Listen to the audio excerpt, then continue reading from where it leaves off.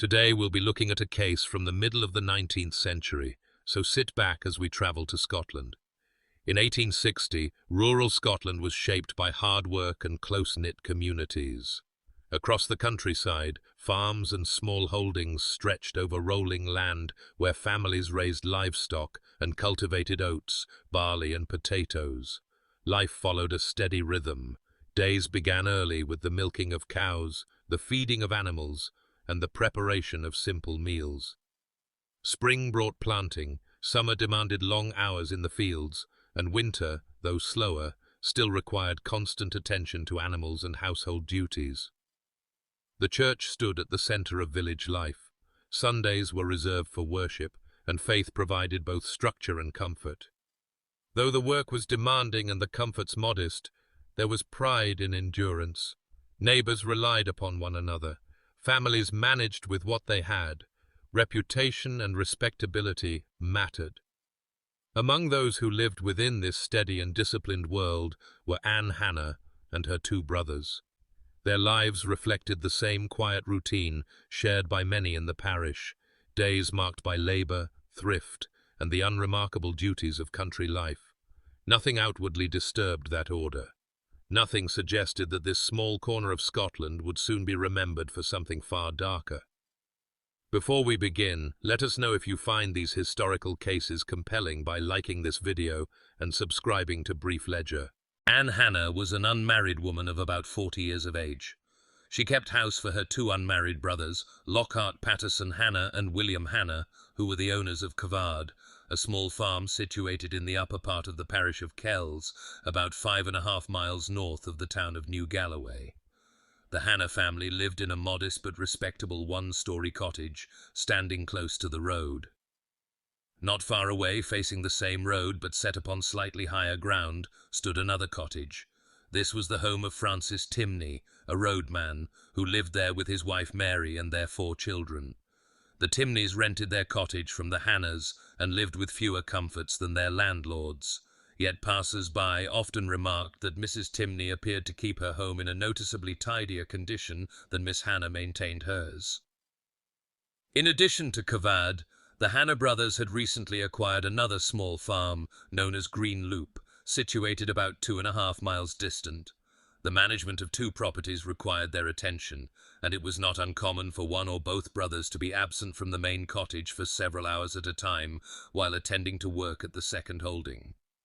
Thus the 2 households stood within sight of one another, close in distance yet separated by circumstance.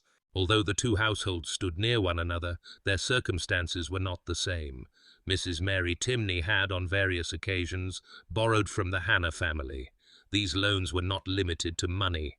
She frequently requested tea, sugar, and other small provisions, and it was said that she often sent her children to ask on her behalf, knowing that such requests were harder to refuse.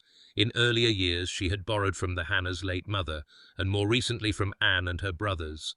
William Hannah later stated that on the morning of Monday the 13th of January 1862, he lent 2 shillings and 6 pence to Francis Timney, who said he was leaving for work and had no money in his house, wishing to leave some for his wife. Over time, however, Anne Hannah had begun to decline further loans. There had also been disagreement after Mrs. Timney was seen taking wood from the Hannah farm. Quarrels between the 2 women were known within the neighbourhood, and earlier in that same week there had been a dispute over a piece of cheese. William, aware of Mrs. Timney's quick temper, had advised his sister not to argue with her again. The matters were small in themselves, yet they left an uneasiness between the households, a strain that had not entirely passed. On Monday the 13th of January 1862, the routine of Cavard began as it often did.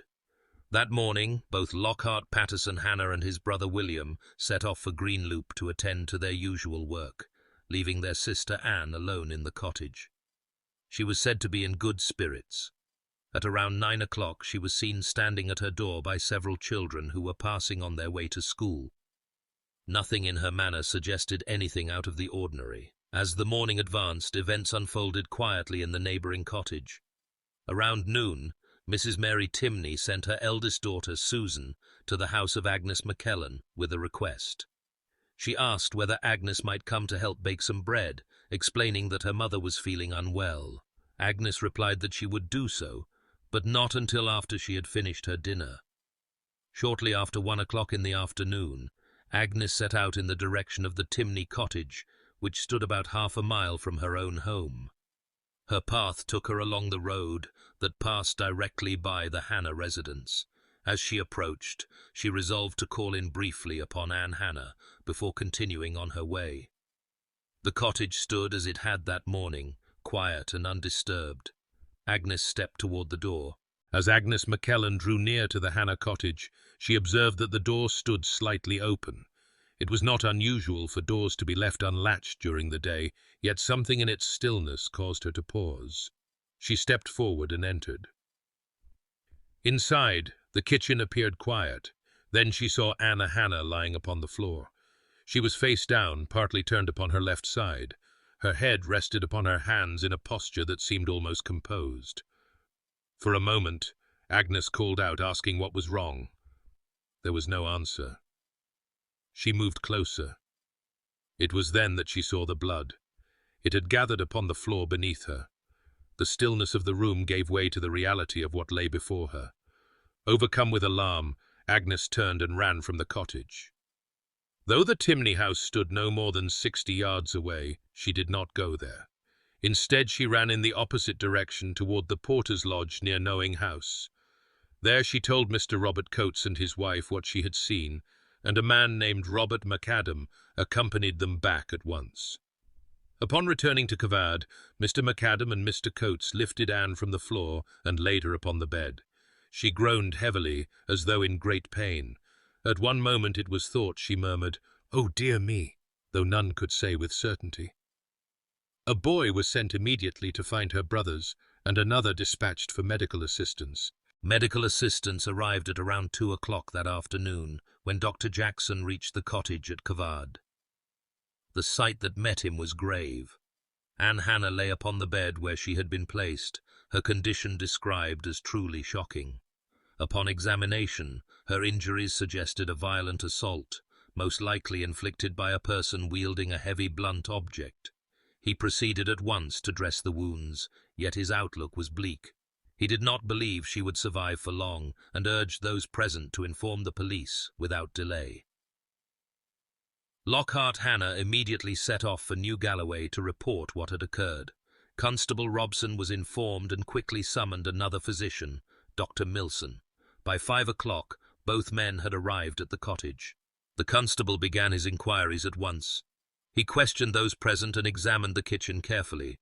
Agnes McKellen described how she had found Anne partly upon her face and left side, her head resting upon her hands, blood staining the floor around her. Nearby lay a butcher's knife, a 3-foot iron bar, and a poker, each marked with blood. The doctors remained in attendance throughout the evening. Despite their efforts, Anne Hannah's condition steadily worsened. At 9 o'clock that night, she succumbed to her injuries. With Anne Hannah now deceased, Constable Robson continued his inquiries at Cavard. He questioned each person present and paid particular attention to the layout of the kitchen where the assault had taken place. Agnes McKellen was asked again to describe precisely how she had found the body. She repeated that Anne had been lying partly upon her face and left side, her head resting upon her hands, blood gathered around her on the floor. Close by were a butcher's knife, a 3-foot iron bar, and a poker, each bearing visible marks of blood. That same evening, after confirming the time of death at 9 o'clock, the constable proceeded to the Timney cottage. There he found Mrs. Mary Timney in bed. She informed him that her husband Francis was working on the roads near the village of Corso. She stated that she had spent most of the morning sleeping and had only left her house briefly to see what was happening at Miss Hannah's. Constable Robson requested that she rise and remove her outer garments. She complied. He observed that her pulka jacket, flannel petticoat and nightshirt were all marked with stains resembling blood. When asked how these had come to be there, Mrs. Timney replied that they were not blood at all, but caused by rainwater dripping through the turf that covered the open rafters of the cottage. The constable continued his search. Constable Robson continued his examination of the Timney cottage with care. Above the bed, upon a joist, he discovered articles of clothing that had been placed out of sight. When brought down and inspected, these garments were found to be heavily stained with what appeared to be blood. On the floor lay a cotton bonnet. Nearby were a handkerchief and a nightcap. These too bore stains, and it was evident that attempts had been made to wash them, though not successfully. The items were taken into the constable's possession. His search did not end there. Additional pieces of clothing were found, and in the course of his inspection, he discovered 11 bars of soap within the cottage. The quantity was noted. Throughout the search, Mrs. Timney protested her innocence. She denied any involvement in the attack upon Anne Hannah, and maintained that she had not spoken to her that day. She did, however, acknowledge that there had been a quarrel earlier in the week concerning a piece of cheese. Given the condition of the clothing and the circumstances observed, Mary Timney was placed under arrest and taken to the police station in New Galloway. The following morning she was transferred to Kirkcudbright. During this time, her 4 young children remained with her. The investigation was now moving beyond suspicion and toward formal charge. As the inquiry continued, the attention of the police turned to the Timney children. They were questioned carefully regarding the events of Monday the 13th of January. In the course of these conversations, statements were attributed to their mother which drew notice. It was reported that Mrs. Timney had told them the blood upon her clothes came from giving Anne Hannah a thumping and knocking her down with the hatchet. The words were repeated as they had been spoken. The eldest child, Susan, had earlier been instructed to go to the house of Agnes McKellen and ask her to come and bake bread, her mother claiming to be unwell. After giving this direction, Mrs. Timney was said to have gone to bed. When she later heard that Agnes had gone toward the Hannah cottage, she reportedly remarked, "Well, Agnes McKellen won't be baking much bread today, after what she'll see." Other witnesses stated that they had seen Mrs. Timney enter the Hannah cottage at around 10 o'clock that morning. She remained there for approximately half an hour and was observed leaving with a mallet and a cloth bundle said to contain tea and sugar. One witness further reported seeing her washing the mallet and part of her dress. The mallet, previously mentioned, now assumed greater importance in the unfolding inquiry. A post-mortem examination was ordered and carried out by Dr. Shand and Dr. Millman. Their findings were precise and left little room for uncertainty. Anne Hannah had sustained a severe blow that fractured the base of her skull. A portion of the bone had been detached and folded back. One of the head wounds measured nearly 5 inches in length, and there were deep gashes to her forehead and temples. Her wrists were found to be badly bruised, injuries considered consistent with an attempt to defend herself. The medical men were asked whether such wounds might have been self-inflicted or caused by a fall upon the stone floor of the kitchen. They stated clearly that they could not. The injuries, in their opinion, were the result of violent force applied by another person. With this medical confirmation, any suggestion of accident was removed. Attention turned toward motive. It was noted that tea and sugar were missing from the Hannah cottage, though such items had been purchased only days earlier. Anne Hannah was known to be careful and industrious, often storing small quantities of provisions so that she need not visit the shops frequently. She was also said to receive occasional sums of money from a relative. Taken together with the evidence already gathered, the authorities concluded that Mary Timney was responsible for the attack. She was formally charged with murder, and arrangements were made for her trial. The trial of Mary Timney began on Tuesday, the 8th of April, 1862. When asked how she pleaded to the charge of murder, she replied, "Not guilty." Throughout the proceedings, she was observed to remain calm, appearing composed as the case against her was set out before the court. The first witness called was Agnes McKellen. She recounted how long she had known Anne Hannah and described the events of Monday, the 13th of January. She told the court how Susan Timney had come to her house, requesting assistance with baking, explaining that her mother was unwell. She then described calling at the Hannah cottage and finding Anne lying upon the kitchen floor. She spoke of the blood, the position of the body, and stated that she remained there until Anne died later that evening. Dr. Shand and Dr. Millman followed with their medical testimony. They detailed the injuries sustained by Anne Hannah, confirming that death had resulted from extensive wounds to the head and face, along with compound fractures of the skull. The defense inquired whether such injuries might have been self-inflicted or caused by an accidental fall. The doctors answered plainly that they could not. With the medical evidence restated before the jury, the focus of the trial moved beyond the fact of death and toward the surrounding circumstances. William Hanna next gave his evidence. He stated that he and his brother had been working at Greenloop on the morning of the 13th of January, when a message reached them that their sister had been attacked. Upon returning to Cavad, he saw Mrs. Timney seated in the cottage holding a child. He also told the court that at 7 o'clock that morning he had lent Francis Timney 2 shillings and 6 pence. Francis had said he had no money in his house and wished to leave some for his wife. Yet when the Timney cottage was later searched, 7 shillings were found there. William further testified that Mrs. Timney had frequently borrowed money and provisions, and that his sister had recently refused further loans. There had been disputes over wood and other quarrels between the two women. After his sister's death, he noticed that tea and sugar were missing from the cottage, though such items had been purchased only days before. Susan Timney also gave evidence. She stated that she knew it was wrong to lie. She recalled that her father had left early that morning and that her mother had fed the pig while wearing a tartan dress. After repeated questioning, she admitted that her mother had gone to Anne Hanna's cottage. Other witnesses, including Mary Barber and Agnes Sy, confirmed that Mrs. Timney had sought loans shortly before the murder. In his summing up, the judge spoke of the short time frame, the proximity of the houses, the opportunity presented, the financial inconsistencies, and the fresh bloodstains. He reminded the jury that the case rested not upon one fact alone, but upon all taken together. The jury retired at 20 minutes to 8 and returned half an hour later with a unanimous verdict of guilty. Mrs. Timney showed no visible reaction.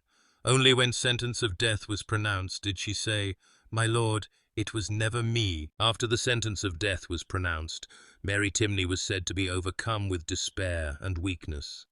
In the days that followed, she received religious instruction, and it was reported that this gradually calmed her. She became more subdued and compliant. In time, she made a full confession of the crime. According to her account, she and her husband had lived happily together for 10 years. About 2 years before the incident, they moved to Cavad.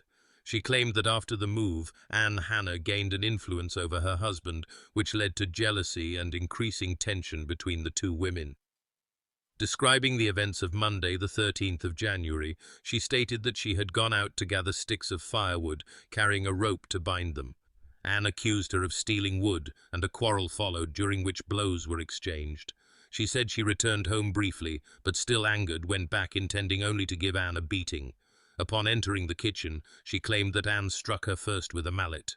She said she managed to wrestle it away, and then struck Anne several times. She maintained that the mallet was not hers, and that she had not brought it with her. News of the confession spread, and public feeling shifted. Women's organizations campaigned for clemency, and a petition bearing more than 3,000 signatures was sent to the Home Secretary. Debates centered upon whether the mallet had been brought deliberately or used in sudden anger. William Ewart, Member of Parliament for Dumfries, appealed directly to Sir George Grey. The appeal was refused. On the morning of the 29th of April, 1862, a large crowd gathered outside the prison in Dumfries. It was estimated that more than 3,000 people assembled to witness the execution. Security was considerable, with 50 policemen and 200 special constables present to maintain order. At 8 o'clock precisely, Mary Timney was led from her cell to the scaffold.